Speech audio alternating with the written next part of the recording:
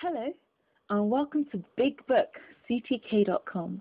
My name is Tosin, and today I'm reading from The Prince by Niccolo Machiavelli. Dedication to the magnificent Lorenzo di Piero de' Medici. Those who strive to obtain the good graces of a prince are accustomed to come before him with such sins as they hold most precious, or in which they see him take most delight, whence one often sees horses, arms, cloth of gold, precious stones, and similar ornaments presented to princes worthy of their greatness. Desiring therefore to present myself to your magnificence with some testimony of my devotion towards you, I have not found among my possessions anything which I hold more dear than, or equal, or value so much as, the knowledge of the actions of great men, acquired by long experience in contemporary affairs, and a continual study of antiquity, which, having reflected upon it with great and prolonged diligence, I now send, digested into a little volume, to your magnificence. And although I may consider this work unworthy of your countenance, nevertheless I trust much to your benignity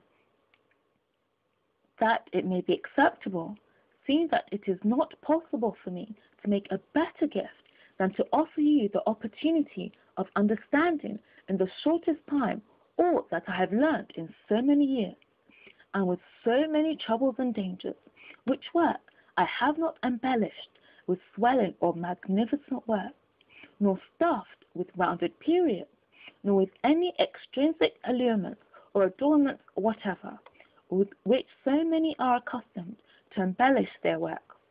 For I have wished either that no honour should be given it, or else that the truth of the matter and the weightiness of the theme shall make it acceptable. Nor do I hold with those who regard it as a presumption if a man of low and humble condition dare to discuss and settle the concerns of princes, because, just as those who draw landscapes place themselves below in the plain to contemplate the nature of the mountains and of lofty places, and in order to contemplate the plains place themselves upon high mountains, even so to understand the nature of the people it needs to be a prince, and to understand that of princes, it needs to be of the people. Take then, your magnificence, this little gift, in the spirit in which I send it, wherein, if it be diligently read and considered by you, you will learn my extreme desire that you should attain that greatness which fortune and your other attributes promise. And if your magnificence from the summit of your greatness will sometimes turn your eyes to these lower regions, you will see how unmeritedly I suffer a great and continued malignity of fortune. The Prince. Chapter 1. How many kinds of principalities there are, and by what means they are acquired. All states, all powers that have held and hold rule over men have been and are either republics or principalities. Principalities are either hereditary, in which the family has been long established, or they are new. The new are either entirely new, as was Milan to Francesco Sforza, or they are, as it were, members annexed to the hereditary state of the prince who has acquired them, as was the kingdom of Naples to that of the king of Spain. Such dominions thus acquired are either accustomed to live under a prince or to live in freedom, and are acquired either by the arms of the prince himself or of others, or else by fortune or by ability. Chapter 2. Concerning hereditary principalities. I will leave out all discussion on republics, inasmuch as in another place I have written of them at length, and will address myself only to principalities. In doing so, I will keep to the order indicated above and discuss how such principalities are to be ruled and preserved. I say at once there are fewer difficulties in holding hereditary states, and those long accustomed to the family of their prince, than new ones, for it is sufficient only not to transgress the customs of his ancestors, and to deal prudently with circumstances as they arise.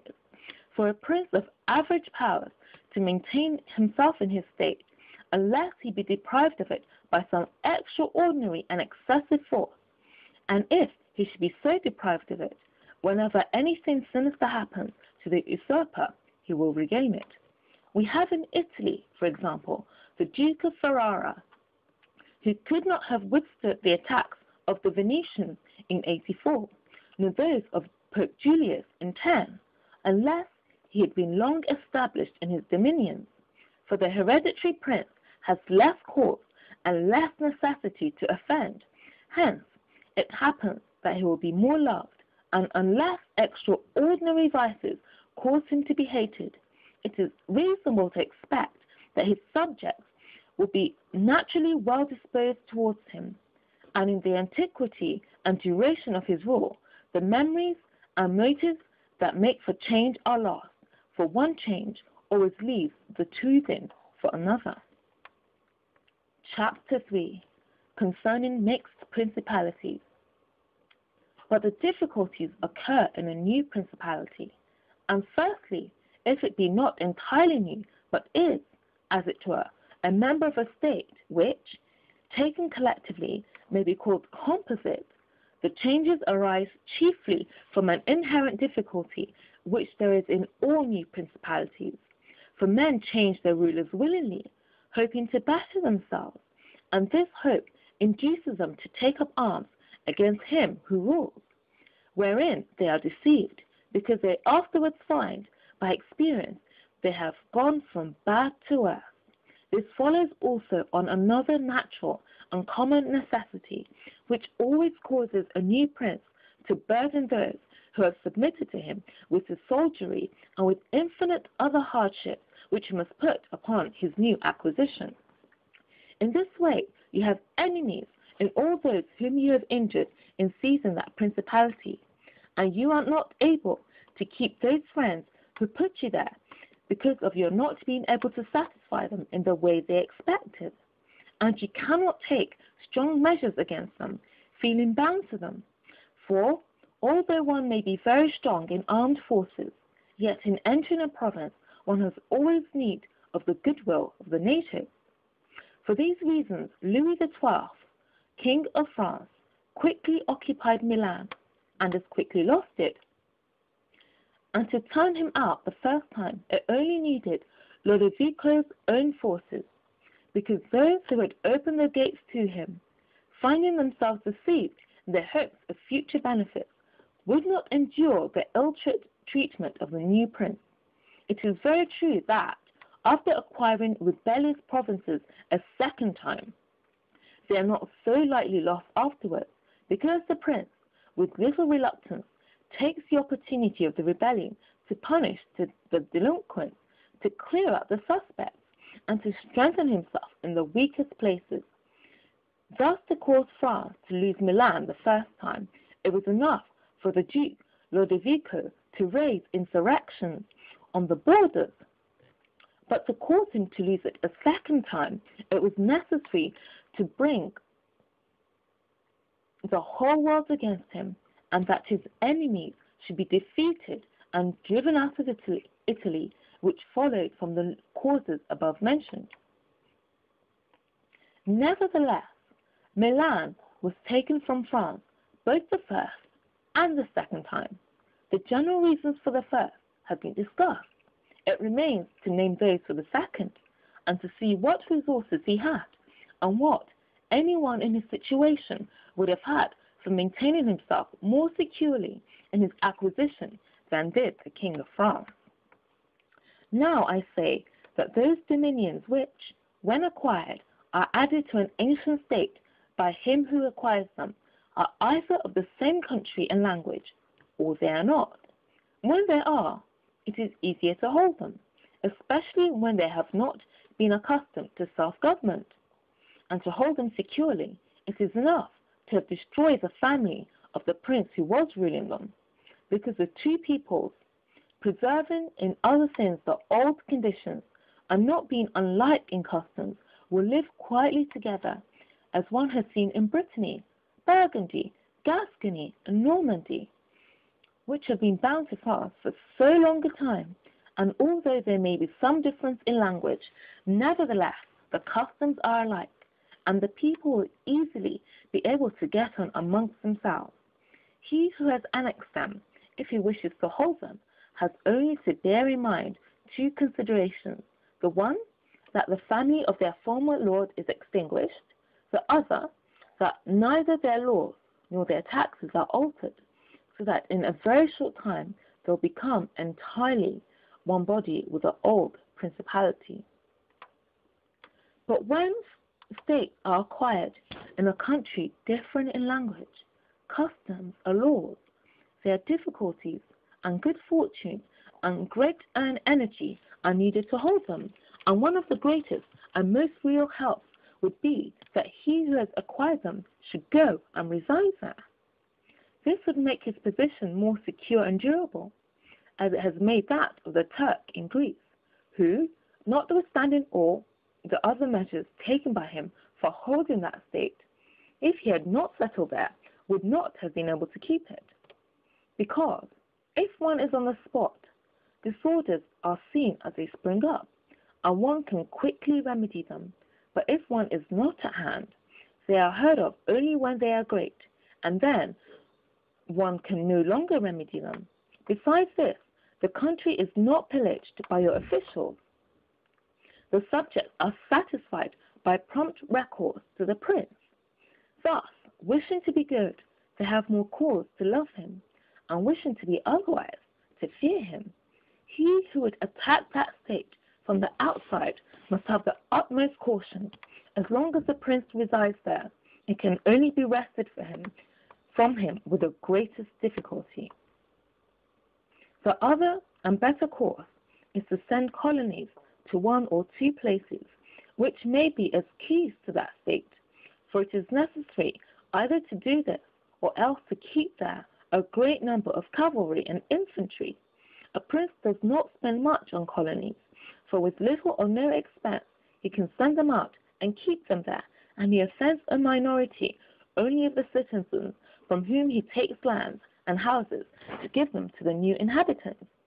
And those whom he offends, remaining poor and scattered, are never able to injure him, whilst the rest, being uninjured, are easily kept quiet, and at the same time are anxious not to err for fear it should happen to them, as it has to those who have been despoiled.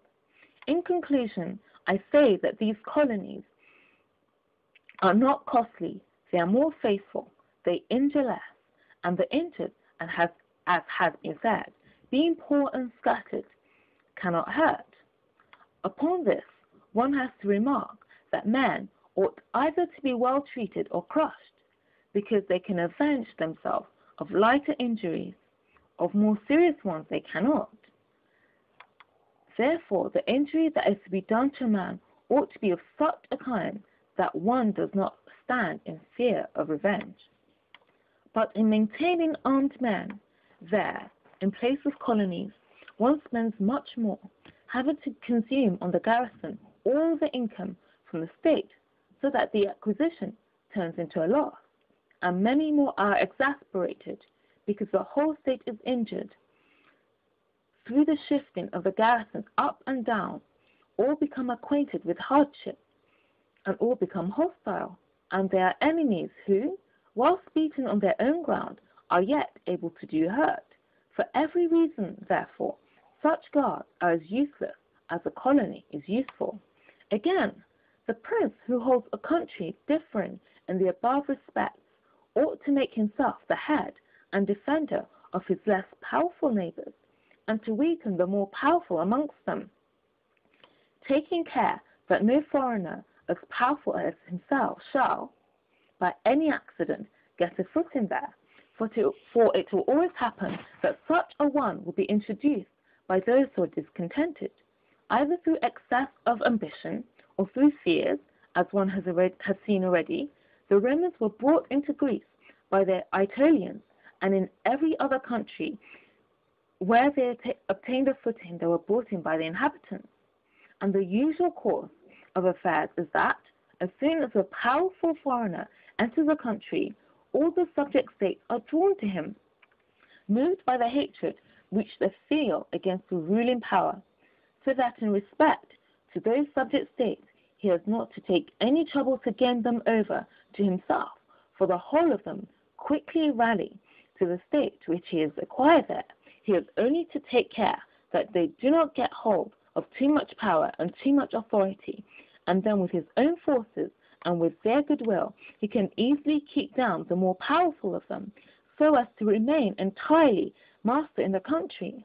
And he who does not properly manage this business will soon lose what he has acquired, and whilst he does hold it, he will have endless difficulties and troubles. The Romans, in the countries which they annexed, observed closely these measures. They sent colonies and maintained friendly relations with the minor powers without increasing their strength. They kept down the greater and did not allow any strong foreign powers to gain authority. Greece appears to me sufficient for an example. The Achaeans and Aetolians were kept friendly by them. The kingdom of Macedonia was humbled. Antiochus was driven out. Yet the merits of the Achaeans and Aetolians never secured for them permission to increase their power, nor did the persuasions of Philip ever induce the Romans to be his friends without first humbling him.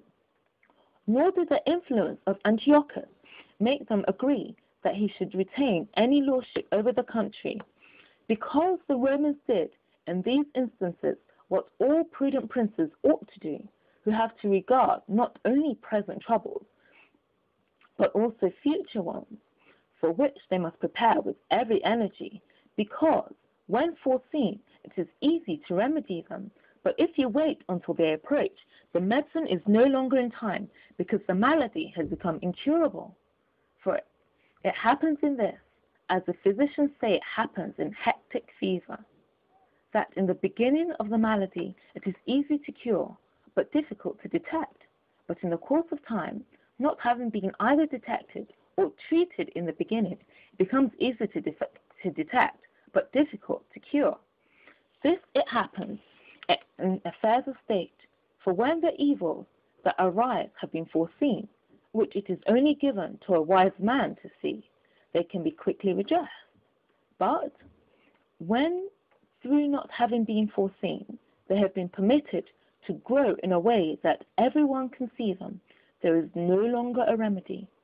Therefore, the Romans, foreseeing troubles, dealt with them at once, and even to avoid a war, would not let them come to a head, for they knew that war is not to be avoided, but is only to be put off to the advantage of others.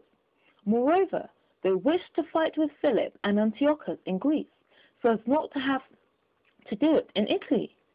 They could have avoided both, but this they did not wish. Nor did that ever please them, which is forever in the mouths of the wise ones of our time. Let us enjoy the benefits of the time, but rather the benefits of their own valor and prudence. For time drives everything before it, and is able to bring with it good as well as evil, and evil as well as good. But let us turn to France and inquire whether she has done any of the sins mentioned. I will speak of Louis and not of Charles, as of one whose conduct is the better to be observed, he having held possession of Italy for the longest period, and you will see that he has done the opposite to those sins which ought to be done to retain a state composed of diverse elements. King Louis was brought into Italy by the ambition of the Venetians, who desired to obtain half the state of Lombardy by his intervention. I will not blame the course taken by the king, because, wishing to get a foothold in Italy and having no friends there, seeing rather that every door was shut to him owing to the conduct of Charles, he was forced to accept those friendships which he could get. And he would have succeeded very quickly in his design if in other matters he had not made some mistakes. The king, however, having acquired Lombardy, regained at once the authority which Charles had lost. Genoa yielded, the Florentines became his friends. The Marquess of Mantua, the Duke of Ferrara, the Bentivogli, my friend of Forli, the lords of Faenza, of Pesaro, of Rimini, of Camerino, of Piombino, the Lucchese, the Pisans, the Sienese. Everybody made advances to him to become his friend. Then could the Venetians realize the rashness of the course taken by them, which, in order that they might secure 2 towns in Lombardy, had made the king master of 2/3 of Italy. Let anyone now consider with what little difficulty the king could have maintained his position in Italy had he observed the rules above laid down, and kept all his friends secure and protected. For although they were numerous, they were both weak and timid, some afraid of the church, some of the Venetians, and thus they would always have been forced to stand in with him, and by their means he could easily have made himself secure against those who remained powerful. But he was no sooner in Milan than he did the contrary by assisting Pope Alexander to occupy the Romagna. It never occurred to him that by this action he was weakening himself, depriving himself of friends and of those who had thrown themselves into his lap, whilst he aggrandized the church by adding much temporal power to the spiritual, thus giving it greater authority. And having committed this prime error, he was obliged to follow it up, so much so that, to put an end to the ambition of Alexander and to prevent his becoming the master of Tuscany, he was himself forced to come into Italy. And, as if it were not enough to have aggrandized the church and deprived himself of friends, he, wishing to have the kingdom of Naples, divided it with the king of Spain. And where he was the prime arbiter in Italy, he takes an associate, so that the ambitions of that country and the malcontents of his own should have somewhere to shelter. And whereas he could have left in the kingdom his own pensioner as king, he drove him out, to put one there who was able to drive him, Louis, out in turn. The wish to acquire is in truth very natural and common, and men always do so when they can, and for this they will be praised, not blamed. But when they cannot do so, yet wish to do so by any means, then there is folly and blame. Therefore, if France could have attacked Naples with her own forces, she ought to have done so. If she could not, then she ought not to have divided it. And if the partition which she made with the Venetians in Lombardy was justified by the excuse that by it she got a foothold in Italy, this other partition merited blame, for it had not the excuse of that necessity. Therefore Louis made these 5 errors. He destroyed the minor powers. He increased the strength of one of the greater powers in Italy. He brought in a foreign power. He did not settle in the country. He did not send colonies. Which errors, had he lived, were not enough to injure him had he not made a 6th by taking away their dominions from the Venetians, because, had he not aggrandized the church, nor brought Spain into Italy, it would have been very reasonable and necessary to humble them. But having first taken these steps, he ought never to have consented to their ruin, for they, being powerful, would always have kept off others from designs on Lombardy, to which the Venetians would never have consented except to become masters themselves there. Also, because the others would not wish to take Lombardy from France in order to give it to the Venetians, and to run counter to both, they would not have had the courage. And if anyone should say King Louis yielded the Romagna to Alexander and the kingdom to Spain to avoid war, I answer for the reasons given above that a blunder ought never to be perpetrated to avoid war, because it is not to be avoided, but is only deferred to your disadvantage. And if another should allege the pledge which the king had given to the Pope, that he would assist him in the enterprise in exchange for the dissolution of his marriage and for the cap to ruin. To that I reply what I shall write later on concerning the faith of princes and how it ought to be kept.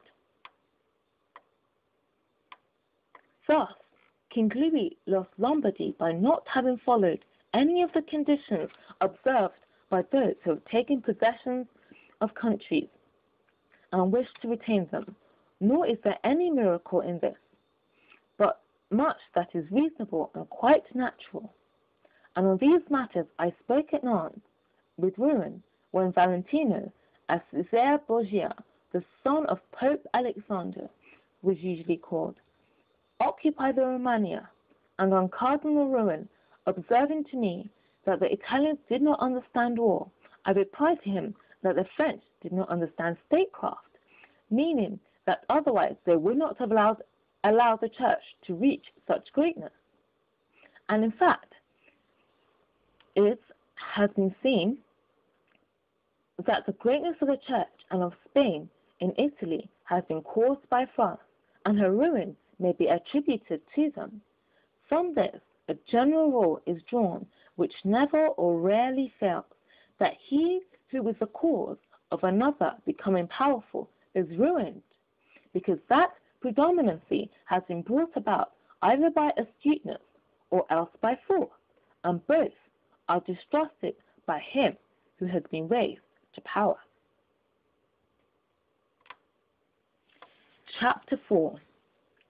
Why the kingdom of Darius, conquered by Alexander, did not rebel against the successors of Alexander at his death. Considering the difficulties which men have had to hold to a newly acquired state, some might wonder why, how, seeing that Alexander the Great became the master of Asia in a few years, and died whilst it was scarcely settled, whence it might appear reasonable that the whole empire would have rebelled. Nevertheless, his successors maintained themselves and had to meet no other difficulty than that which arose among themselves from their own ambitions. I answer that the principalities of which one has record are found to be governed in two different ways, either by a prince with a body of servants who assist him to govern the kingdom as ministers by his favor and permission, or by a prince and barons who hold that dignity by antiquity of blood and not by the grace of the prince. Such barons have states and their own subjects who recognize them as lords and hold them in natural affection. Those states that are governed by a prince and his servants hold their prince in more consideration, because in all the country there is no one who is recognized as a superior to him, and if they yield obedience to another, they do it as to a minister and official, and they do not bear him any particular affection. The examples of these two governments in our time are the Turk and the King of France. The entire monarchy of the Turk is governed by one lord, the others are his servants, and, dividing his kingdom into sanjaks, he sends their different administrators and shifts and changes them as he chooses. But the King of France is placed in the midst of an ancient body of lords, acknowledged by their own subjects and beloved by them. They have their own prerogatives, nor can the king take these away, except at his peril. Therefore, he who considers both of these states will recognize great difficulties in seizing the state of the Turk, but, once it is conquered, great ease in holding it. The causes of the difficulties in seizing the kingdom of the Turk are that the usurper cannot be called in by the princes of the kingdom, nor can he hope to be assisted in his designs by the revolt of those whom the Lord has around him. This arises from the reasons given above, for his ministers, being all slaves and bondmen, can only be corrupted with great difficulty, and one can expect little advantage from them when they have been corrupted, as they cannot carry the people with them, for the reasons assigned. Hence, he who attacks the Turks must bear in mind that he will find him united, and he will have to rely more on his own strength than on the revolt of others. But if once the Turk has been conquered and routed in the field in such a way that he cannot replace his armies, there is nothing to fear but the family of this prince, and this being exterminated, there remains no one to fear, to others having no credit for the people. And as the conqueror did not rely on them before his victory, so he ought not to fear them after it. The contrary happens in kingdoms governed like that of France, because one can easily enter there by gaining over some baron of the kingdom, for one always finds malcontent and such as desire a change.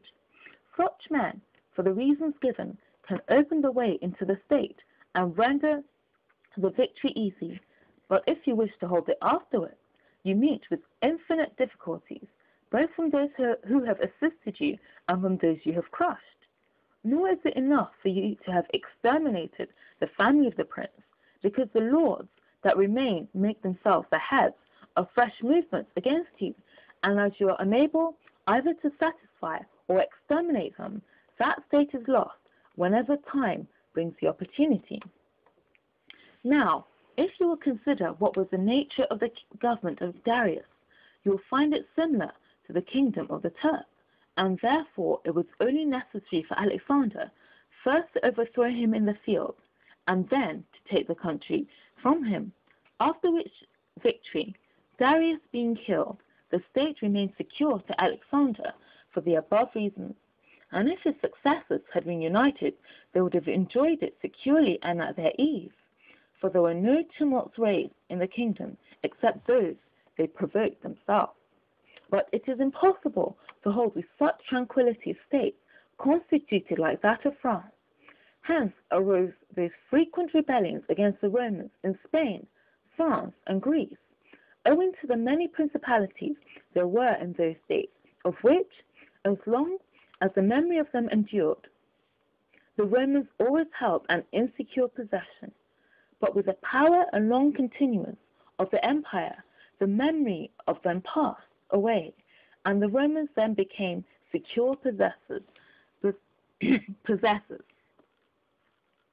And when fighting afterwards amongst themselves, each one was able to attach to himself his own parts of the country, according to the authority he had assumed there, and the family of the former lord being exterminated, none other than the Romans were acknowledged.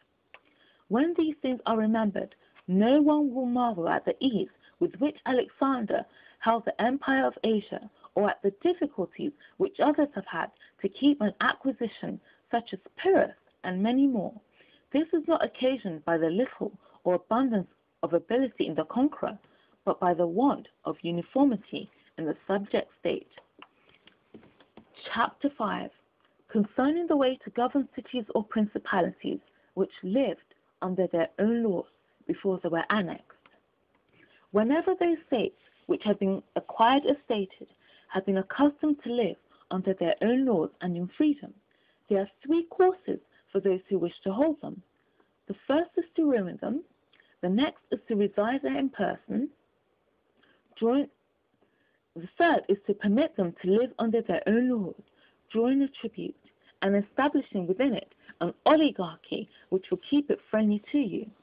Because such a government, being created by the prince, knows that it cannot stand without his friendship and interest, and does its utmost to support him, and therefore he who would keep a city accustomed to freedom will hold it more easily by the means of its own citizens than in any other way. There are, for example, the Spartans and the Romans. The Spartans held Athens and Thebes, establishing there an oligarchy. Nevertheless, they lost them. The Romans, in order to hold Capua, Carthage, and Numantia, dismantled them and did not lose them.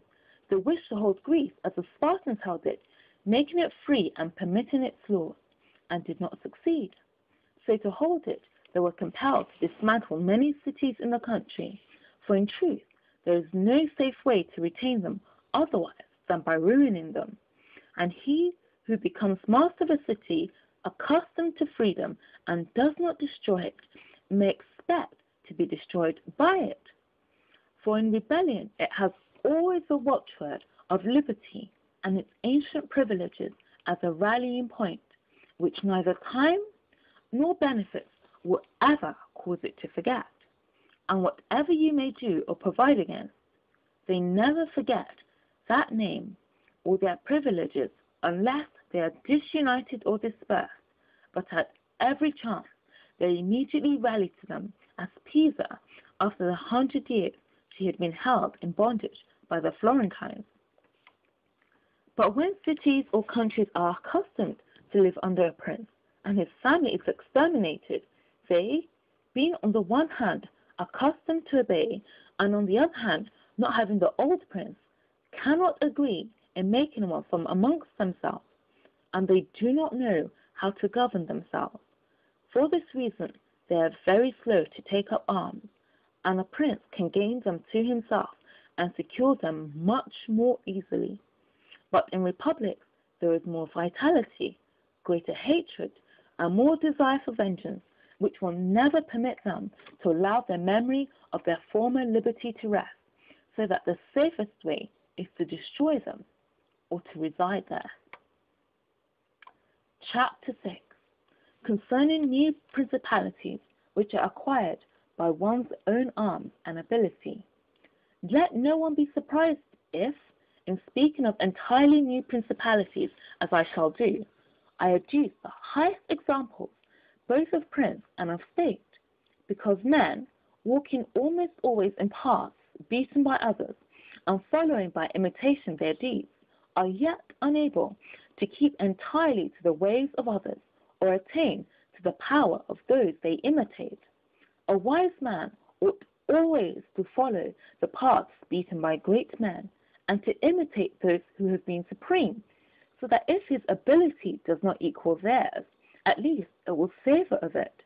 Let him act like the clever archers who, designing to hit the mark which yet appears too far distant, and knowing the limits to which the strength of their bow attains, take aim much higher than the mark, not to reach by their strength or arrow to so great a height, but to be able, with the aid of so high an aim, to hit the mark they wish to reach. I say, therefore, that in entirely new principalities, where there is a new prince, more or less difficulty is found in keeping them, accordingly as there is more or less ability in him who has acquired the state. Now, as the fact of becoming a prince from a private station presupposes either ability or fortune, it is clear that one or other of these things will mitigate in some degree many difficulties. Nevertheless, he who has relied least on fortune is established the strongest. Further, it facilitates matters when the prince, having no other state, is compelled to reside there in person. But to come to those who, by their own ability, and not through fortune, have risen to be princes, I say that Moses, Cyrus, Romulus, Theseus, and such like are the most excellent examples.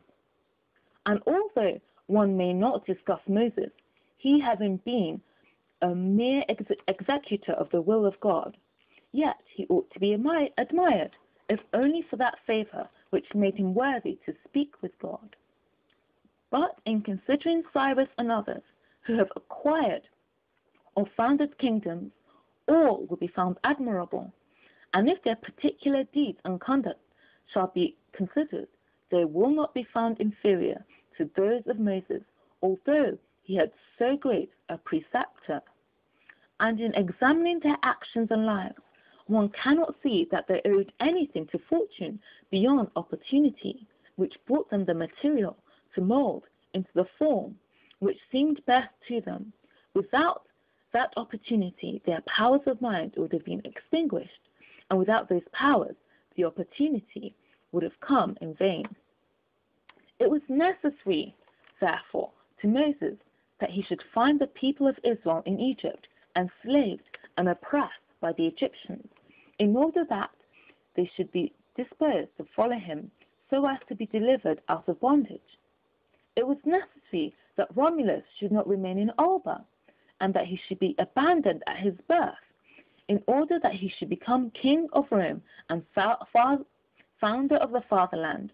It was necessary that Cyrus should find the Persians discontented with the government of the Medes, and the Medes soft and effeminate through their long peace. Theseus could not have shown his ability had he not found the Athenians dispersed. These opportunities, therefore, made those men fortunate, and their high ability enabled them to recognize the opportunity whereby the country was ennobled and made famous. Those who by valorous ways became princes, like these men, acquire a principality with difficulty, but they keep it with ease. The difficulties they have in acquiring it rise in part from the new rules and methods which they are forced to introduce to establish their government and its security. And it ought to be remembered that there is nothing more difficult to take in hand, more perilous to conduct, or more uncertain in its success than to take the lead in the introduction of a new order of things, because the innovator has for enemies all those who have done well under the old conditions, and lukewarm defenders in those who may do well under the new. This coolness arises partly from fear of the opponents, who have the laws on their side, and partly from the incredulity of men who do not readily believe in new things until they have had a long experience of them. Thus it happens that whenever those who are hostile have the opportunity to attack, they do it like partisans, whilst the others defend lukewarmly in such wise that the prince is endangered along with them. It is necessary, therefore, if we desire to discuss this matter thoroughly, to inquire whether these innovators can rely on themselves or have to depend on others. That is to say, whether to consummate their enterprise, have they to use prayers or can they use force? In the first place, they always succeed badly and never compass anything, but when they can rely on themselves and use force, then they are rarely endangered. Hence it is that all armed prophets have conquered, and the unarmed ones have been destroyed.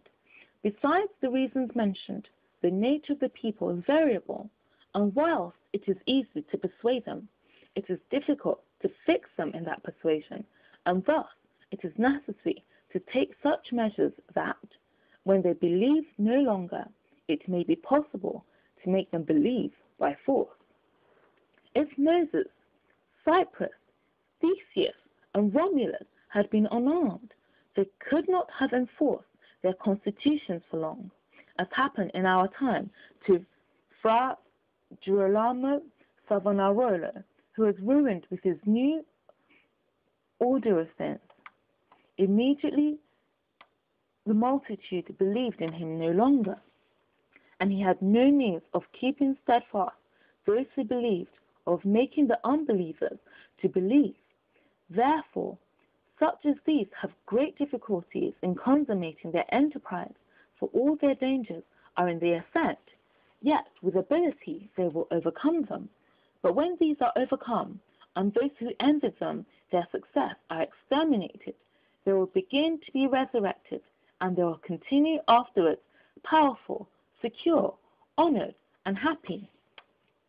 To these great examples I wish to add a lesser one. Still it bears some resemblance to them, and I wish it to suffice me for all of a like kind. It is Hero, the Syracusan. This man arose from a private station to be Prince of Syracuse, nor did he either owe anything to fortune but opportunity, for the Syracusans, being oppressed, chose him for their captain. Afterwards he was rewarded by being made their prince. He was of so great ability, even as a private citizen, that one who writes of him says he wanted nothing but a kingdom to be a king. This man abolished the old soldiery, organized the new, gave up old alliances, made new ones, and as he had his own soldiers and allies, On such foundations he was able to build an edifice. Thus, whilst he had endured much trouble in acquiring, he had but little in keeping.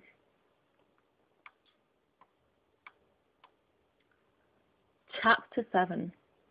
Concerning new principalities which are acquired either by the arms of others or by good fortune. Those who solely by good fortune become princes from being private citizens have little trouble in rising, but much in keeping atop. They have not any difficulties on the way up, because they fly, but they have many when they reach the summit. Such are those to whom some state is given, either for money or by the favor of him who bestows it, as happened to many in Greece, in the cities of Ionia and of the Hellespont, where princes were made by Darius, in order that they might hold the cities, both for his security and his glory, as also were those emperors who, by the corruption of the soldiers, from being citizens came to empire. Such stand simply elevated upon the goodwill and the fortune of him who has elevated them. Two most inconstant and unstable things.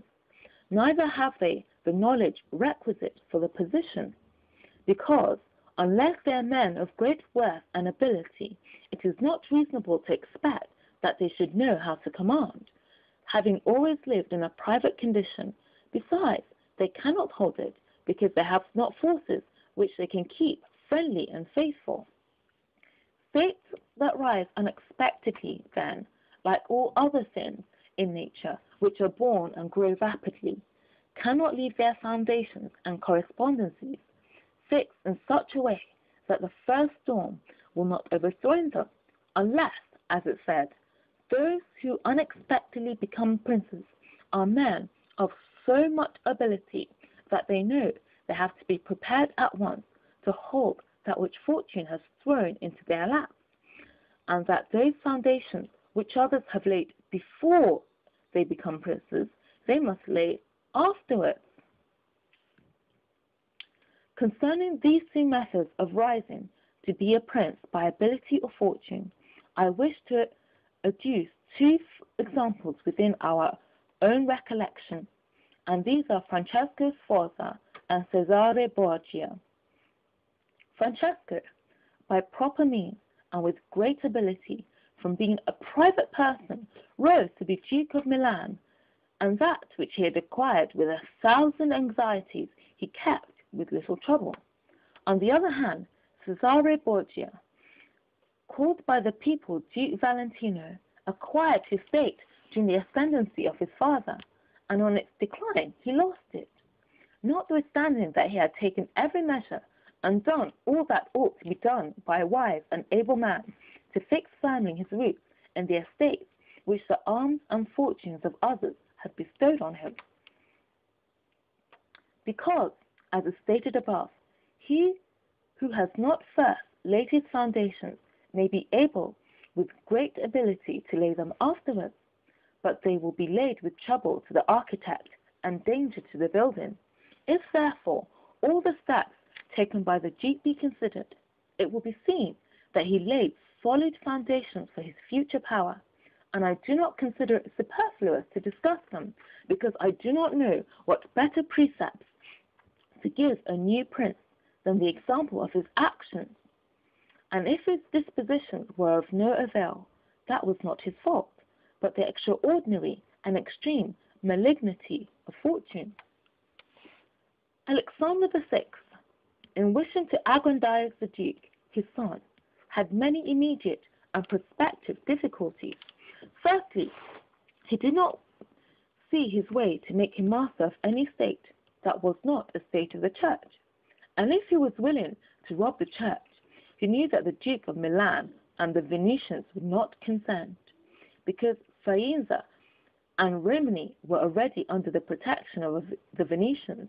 Besides this, he saw the arms of Italy, especially those by which he might have been assisted, in hands that would fear the aggrandizement of the Pope, namely the Orsini and the Colonnesi and their following. It behoved him, therefore, to upset the state of affairs and embroil the powers, so as to make himself securely master of parts of their states. This was easy for him to do because he found the Venetians, moved by other reasons, inclined to bring back the French into Italy. He would not only oppose this, but he would not only not oppose this, but he would render it more easy by dissolving the former marriage of King Louis. Therefore, the king came into Italy with the assistance of the Venetians and the consent of Alexander. He was no sooner in Milan than the Pope had soldiers from him for the attempt on the Romagna, which yielded to him on the reputation of the king. The Duke, therefore, having acquired the Romagna and beaten the Colonnesi, while wishing to hold that and to advance further, was hindered by two things. The one, his forces did not appear loyal to him. The other, the goodwill of France. That is to say, he feared that the forces of the Orsini, which he was using, would not stand to him, that not only might they hinder him from winning more, but might themselves seize what he had won, and that the king might also do the same. Of the Orsini he had a warning when, after taking Faenza and attacking Bologna, he saw them go very unwillingly to that attack. And as to the king, he learned his mind when he himself, after taking the duchy of Urbino, attacked Tuscany, and the king made him desist from the undertaking. Hence, the duke decided to depend no more upon the arms and the luck of others. For the first thing, he weakened the Orsini and Colonnesi parties in Rome by gaining to himself all their adherents who were gentlemen, making them his gentlemen, giving them good pay, and, according to their rank, honoring them with office and command in such a way that in a few months all attachment to the factions was destroyed and turned entirely to the Duke. After this, he awaited an opportunity to crush the Orsini, having scattered the adherents of the Colonna house. This came to him soon, and he used it well, for the Orsini, perceiving at length that the aggrandizement of the Duke and the Church was ruin to them, called the meeting of the Magioni in Perugia. From this sprung the rebellion at Urbino and the tumult in the Romagna, with endless dangers to the Duke, all of which he overcame with the help of the French. Having restored his authority, not to leave it at risk by trusting either to the French or other outside forces, he had recourse to his wiles, and he knew so well how to conceal his mind that, by the mediation of Signor Pagolo, whom the Duke did not fail to secure with all kinds of attention, giving him money, apparel, and horses, the Orsini were reconciled, so that their simplicity brought them into his power at Senigallia. Having exterminated the leaders and turned their partisans into his friends, the Duke laid sufficiently good foundations to his power, having all the Romagna and the Duchy of Urbino, and the people now began to appreciate their prosperity. He gave them all over to himself, and as this point is worthy of notice and to be imitated by others, I am not willing to leave it out. When the Duke occupied the Romagna, he found it under the rule of weak masters, who rather plundered their subjects than ruled them, and gave them more cause for disunion than for union, so that the country was full of robbery, quarrels, and every kind of violence. And so, wishing to bring back peace and obedience to authority, he considered it necessary to give it a good governor. Thereupon he promoted Messer Ramiro d'Orco, a swift and cruel man, to whom he gave the fullest power. This man, in a short time, restored peace and unity with the greatest success. Afterwards, the Duke considered that it was not advisable to confer such excessive authority, for he had no doubt but that he would become odious. So he set up a court of judgment in the country under a most excellent president, wherein all cities had their advocates. And because he knew that the past severity had caused some hatred against himself, so, to clear himself in the minds of the people and gain them entirely to himself, He desired to show that, if any cruelty had been practiced, it had not originated with him, but in the natural sternness of the minister. Under this pretense, he took Ramiro, and one morning caused him to be executed, and left on the piazza at Cesena with a block and a bloody knife at his side. The barbarity of this spectacle caused the people to be at once satisfied and dismayed. But let us return whence we started. I say that the Duke, finding himself now sufficiently powerful and partly secured from immediate dangers, by having armed himself in his own way, and having in a great measure crushed those forces in his vicinity that could injure him if he wished to proceed with his conquest, had next to consider France, for he knew that the king, who too late was aware of his mistake, would not support him. And from this time he began to seek new alliances and to temporize with France in the expedition which was making towards the kingdom of Naples against the Spaniards who were besieging Gaeta. It was his intention to secure himself against them, and this he would have quickly accomplished had Alexander lived. Such was his line of action as to present affairs. But as to the future he had to fear, not in the first place that a new successor to the church might not be friendly to him, and might seek to take from him that which Alexander had given him, so he decided to act in four ways. Firstly, by exterminating the families of those lords whom he had despoiled, so as to take away that pretext from the Pope. Secondly, by winning to himself all the gentlemen of Rome, so as to be able to curb the Pope with their aid, as has been observed. Thirdly, by converting the college more to himself. Fourthly, by acquiring so much power before the Pope should die that he could, by his own measures, resist the first shock. Of these four things, at the death of Alexander, he had accomplished three, for he had killed as many of the dispossessed lords as he could lay hands on, and few had escaped. He had won over the Roman gentlemen, and he had the most numerous party in the college. And as to any fresh acquisition, he intended to become master of Tuscany, for he already possessed Perugia and Piombino, and Pisa was under his protection. And as he had no longer to study France, for the French were already driven out of the kingdom of Naples by the Spaniards, and in this way both were compelled to buy his goodwill, he pounced down upon Pisa.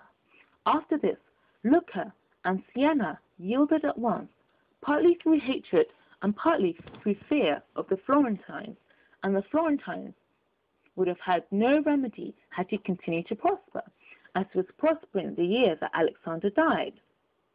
For he had acquired so much power and reputation that he would have stood by himself and no longer have depended on the luck and the forces of others, but solely on his own power and ability. But Alexander died 5 years after he had first drawn the sword. He left the Duke with the state of Romagna alone consolidated with the rest in the air between two most powerful hostile armies, and sick unto death. Yet there were in the Duke such boldness and ability, and he knew so well how men are to be won or lost, and so firm were the foundations which in so short a time he had laid, that if he had not had those armies on his back, or if he had been in good health, he would have overcome all difficulties. And it is seen that his foundations were good, for the Romagna awaited him for more than a month. In Rome, although but half alive, he remained secure, and whilst the Baglioni, the Vitelli, and the Orsini might come to Rome, they could not effect anything against him. If he could not have made Pope him whom he wished, at least the one whom he did not wish would not have been elected. But if he had been in sound health at the death of Alexander, everything would have been different to him. On the day that Julius II was elected, he told me that he had thought of everything that might occur at the death of his father, and had provided a remedy for all, except that he had never anticipated that, when the death did happen, he himself would be on the point to die. When all the actions of the Duke are recalled, I do not know how to blame him.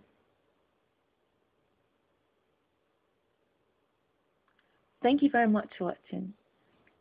You've been listening to The Prince by Niccolo Machiavelli.